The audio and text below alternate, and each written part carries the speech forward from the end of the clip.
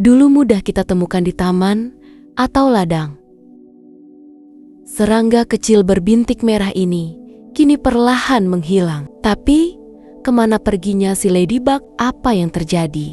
Dan seberapa penting serangga kecil ini bagi hidup kita?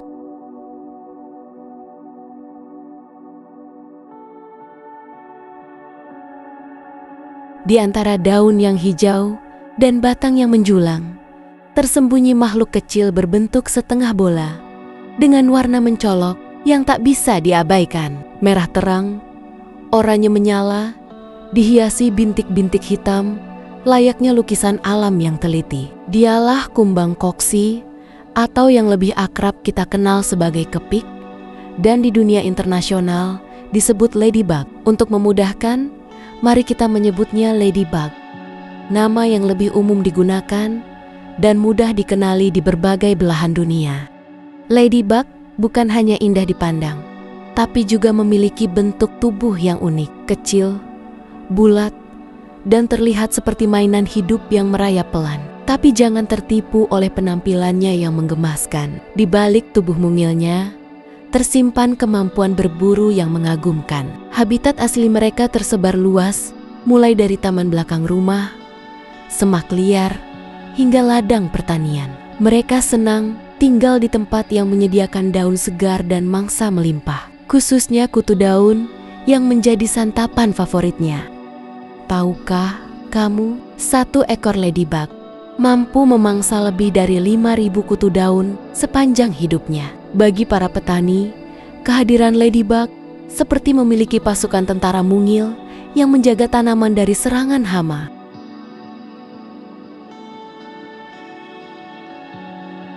Di balik tubuh mungilnya, ladybug memikul peran yang jauh lebih besar dari sekedar pengisi warna di semesta tumbuhan. Ia adalah predator alami senyap, namun efisien, yang memangsa musuh tanaman seperti kutu daun, tungau, dan berbagai hama kecil lainnya. Satu koloni kecil ladybug bisa mengendalikan ledakan populasi hama yang jika dibiarkan akan meluluh lantakan ladang dalam hitungan hari. Tanpa kehadiran mereka, tanaman akan jadi sasaran empuk. Serangan demi serangan dari kutu daun bisa merusak daun muda, menghambat pertumbuhan, bahkan membuat panen gagal total.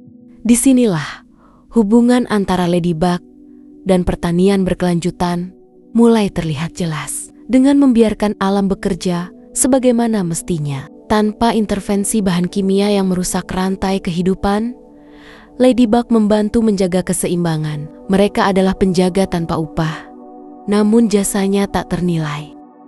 Bagi petani, keberadaan ladybug bukan sekedar keuntungan ekologis, tapi juga ekonomis. Dengan lebih sedikit pestisida yang dibutuhkan, biaya produksi bisa ditekan.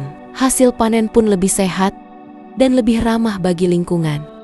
Ladybug bukan hanya serangga. Ia adalah bagian dari sistem yang saling terhubung, menopang satu sama lain, membentuk harmoni yang tanpa kita sadari telah lama menjaga ketahanan pangan dunia.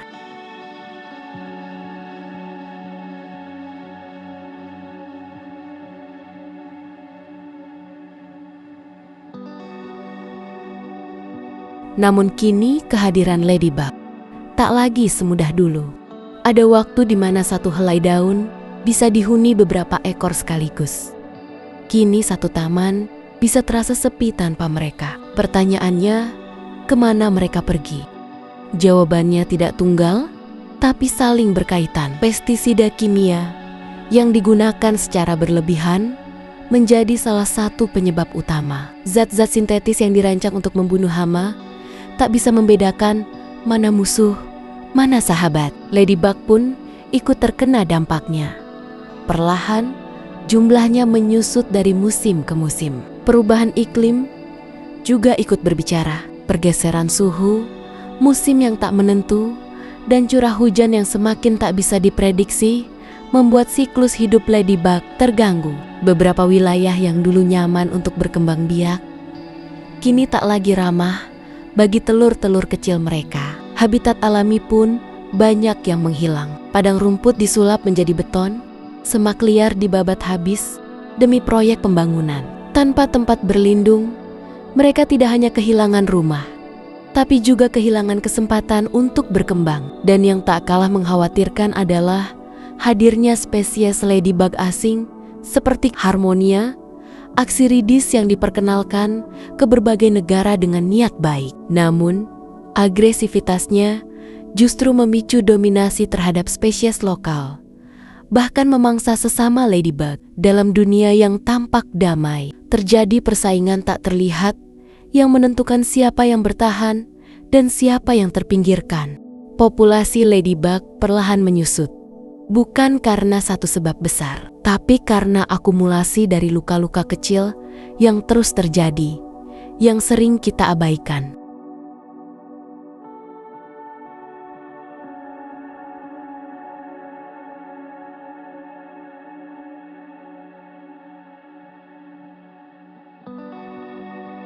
Warna merah menyala yang kita lihat bukan sekedar estetika alam. Itu adalah peringatan keras bagi para pemangsa. Dalam dunia serangga, warna terang adalah tanda bahaya. Kode universal yang berarti, aku tak enak, jangan dimakan. Ladybug mengeluarkan cairan berbau tajam dari persendian kakinya saat merasa terancam, membuatnya semakin tidak menarik sebagai santapan. Dan saat bahaya benar-benar mendekat, Ladybug punya jurus lain, berpura-pura mati. Ia menjatuhkan diri, membeku di tanah, seolah sudah tak bernyawa. Sebuah akting sederhana yang kerap cukup untuk mengecoh predator yang kurang bersabar. Menariknya, tidak semua ladybug berwarna merah dengan bintik hitam. Ada yang kuning, oranye, bahkan hitam dengan pola putih. Lebih dari 5.000 spesies telah ditemukan di berbagai penjuru dunia, masing-masing dengan corak khas yang seakan menjadi sidik jari alam. Dan entah sejak kapan, manusia mulai melihat ladybug bukan hanya sebagai serangga, tapi juga simbol keberuntungan. Di Eropa, Amerika, hingga Asia, melihat ladybug dianggap pertanda baik. Beberapa budaya percaya, jika seekor ladybug mendarat di tubuhmu, harapanmu akan segera terkabul. Mungkin karena mereka muncul tanpa disangka, membawa keseimbangan dan keindahan sekaligus, seperti keberuntungan itu sendiri. Meski kecil, ladybug telah memberi begitu banyak bagi keseimbangan alam. Dan kini, saat jumlah mereka menyusut, kita tak bisa hanya menjadi penonton. Ada langkah-langkah sederhana yang bisa dilakukan, bahkan dari halaman rumah sendiri. Mulailah dengan menanam tumbuhan yang mereka sukai, seperti marigold yang cerah, dill yang harum, atau adas yang lembut daunnya. Tanaman-tanaman ini bukan hanya indah, tapi juga menjadi daya tarik alami bagi ladybug untuk datang dan menetap. Kurangi penggunaan pestisida kimia. Pilih metode yang lebih ramah lingkungan, karena setiap semprotan tak hanya membunuh hama, tapi juga mengusir sahabat alami yang datang tanpa diminta. Jika memungkinkan, buatlah sudut kecil di kebun atau taman sebagai habitat ramah serangga. Tumpukan ranting, bunga liar, atau bahkan pot yang dibiarkan setengah terbuka bisa menjadi tempat perlindungan yang nyaman.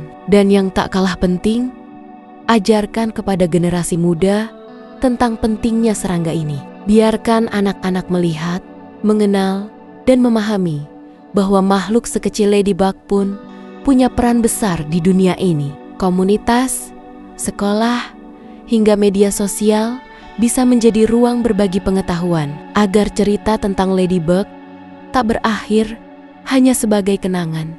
Karena saat kita merawat alam, alam akan merawat kita, bahkan lewat makhluk sekecil ini. Kita tak butuh suara keras untuk tahu bahwa sesuatu sedang salah. Cukup amati yang tak lagi kita lihat. Maukah kamu jadi bagian dari perubahan kecil untuk menyelamatkan serangga kecil ini?